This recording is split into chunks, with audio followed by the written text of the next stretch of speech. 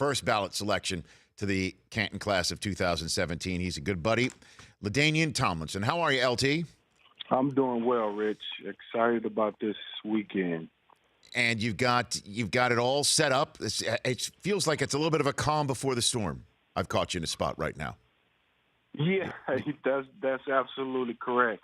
Of course, I got here to Canton yesterday, and now here I am Thursday morning, and I tell you, I wake up this morning and I got a bit of a break, but I'm spending it with my family. So we're gonna go have a nice breakfast and just kind of hang out, and then right around 3:00 is when the madness will start.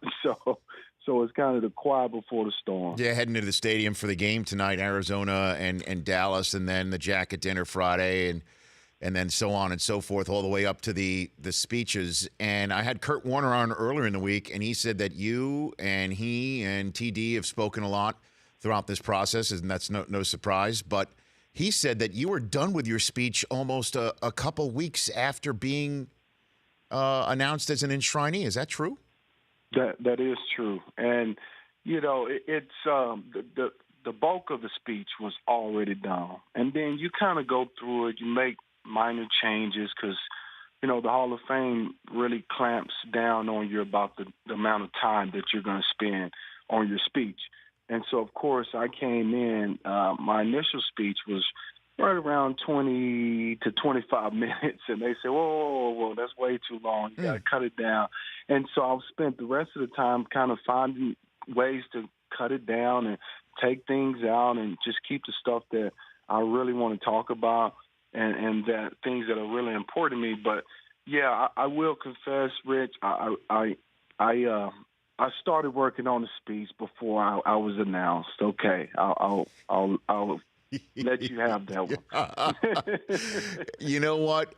It's understandable, because it was a no-brainer, like I said, that you were going to get in. But that said, I know that they might come after me, and I might get in trouble for saying this. There's no red line number. Favre spoke for damn near 40 minutes last year. There's no trap door that opens, no large cane with a hook that's going to take you off the stage. Right. LT. Yeah, I know.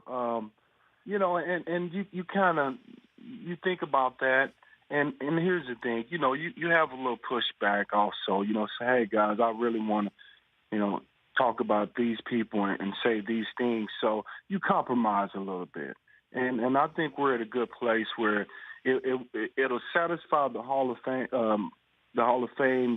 committee and all the guys here, but also it'll satisfy myself, and I'll get to say what I need to say. So what would the kid from Rosebud, Texas, growing up, little kid, think about being in the Pro Football Hall of Fame if he knew, LT? Wow. I think just, from my perspective I always think about my family heritage and my family name and all that kind of stuff. And this is, to be immortalized in this facet. I'm the one to be able to kind of take my family name to this point. It's truly humbling. It really is. It's a tremendous honor for all of us, my entire family, and so I'm so proud to represent us. When did you realize you had a special gift? Honestly, I kind of. It's weird because you go through, like, when I look back on my life and my journey, I knew that I was a pretty good athlete because I was faster than most of my peers, so I can see it. And the first time I touched the ball in Pop Warner, I ran a touchdown, and I was one of those kids that always kind of stood out. Played quarterback, but really ran around because I was a really good athlete, and so you have those I think times where you say, you know what, like I think I'm pretty good. But then there are other times where you feel like the talent level catches up with your talent, and so certainly I think right around high school that happened to me, and where I had to play fullback for 2 years, my sophomore and junior year, and really didn't get a chance to carry the ball and play tailback until my senior year. And so I went through a period where I didn't know. I just didn't know if I was good enough. And then obviously college is when I kind of rose again to the national ranks of doing breaking records and all those kinds of things. So to answer your question, really, Rich, it wasn't until my junior year in college that I said, you know what, I'm good enough. And then you're a team player, even though there's tons of I's in your first and last name combined, LT, and part of that. Is evidenced in the fact that you've chosen Lorenzo Neal as your presenter, the guy who was right in front of you with the neck roll and just barreling downhill to blow open any extra holes that your offensive line did not in your record-setting seasons in San Diego. Why did you choose Lo Neal?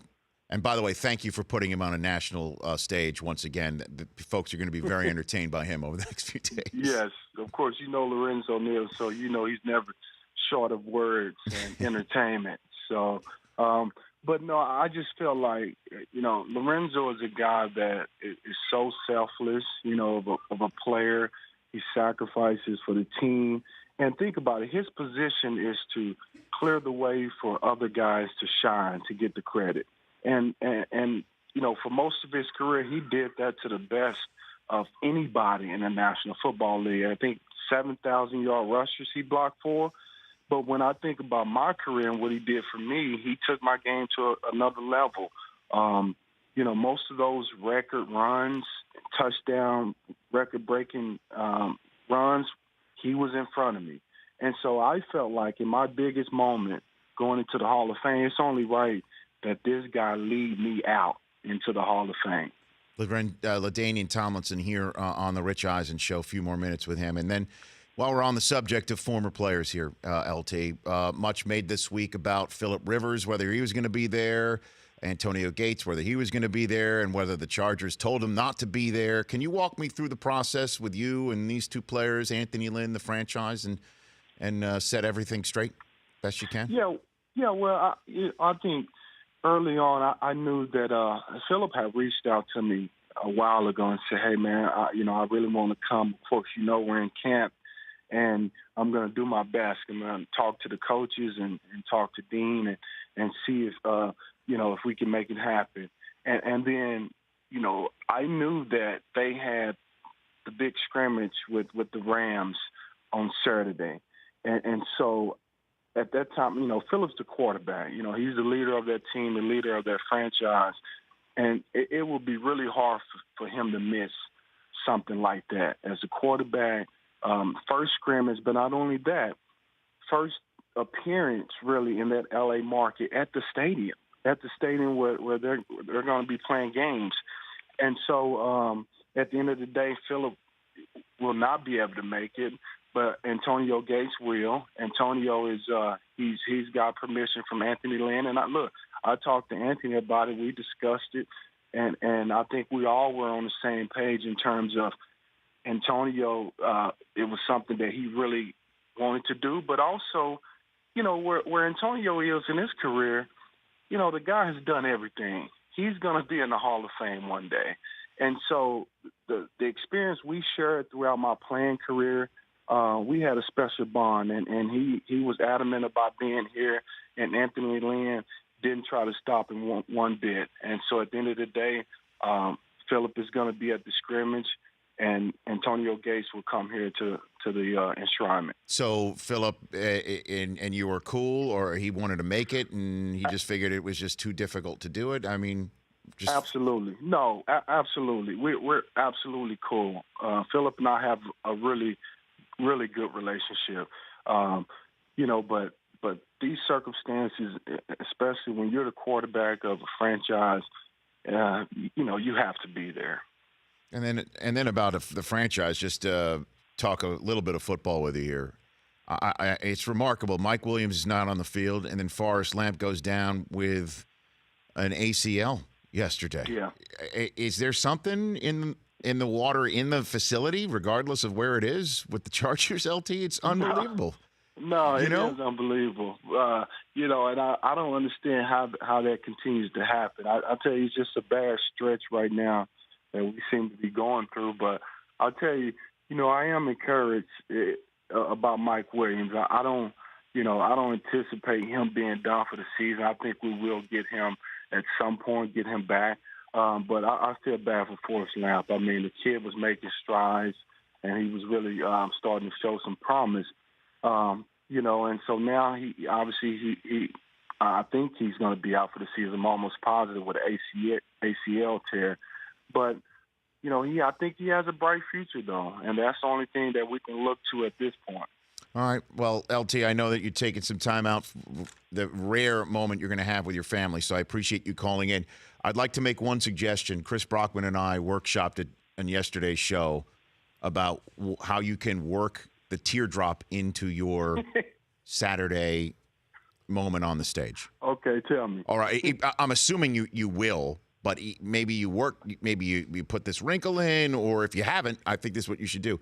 When you and Lo Neal stand next to your bust with the, piece of burlap or very nice piece of velveteen that they have over the bust. You reach over and you reveal your bust by reaching over and flipping your hand up, teardropping the covering off your bust. Covering. That is pretty, you know what? That's a great idea, Rich. I haven't thought about that. I was thinking about perhaps taking the mic and dropping the mic, teardropping the mic. That's what I said. That's the one that I came up with. That's what Brockman came up with. Teardropping the mic is a good one, too. That's a good one. But you could just put one hand behind your head and then reach over and teardrop the covering off, and then Lo Neal, yanks it off at the same time. I like that. We're going to see what happens. All right, I got some ideas now. Yeah, Tune in, people. Tune in. I just want to be a factor, LT. Congratulations, a long time coming, expected, but nonetheless, soak it in as much as you can. Enjoy it. Thank you so much, Rich. Always a pleasure, my friend. Likewise, right back at you. Look forward to celebrating with you. That's LaDainian Tomlinson calling in from Canton, Ohio, a couple days before his enshrinement here on The Rich Eisen Show. The Rich Eisen Show, weekdays at noon Eastern on radio stations across the country and audience.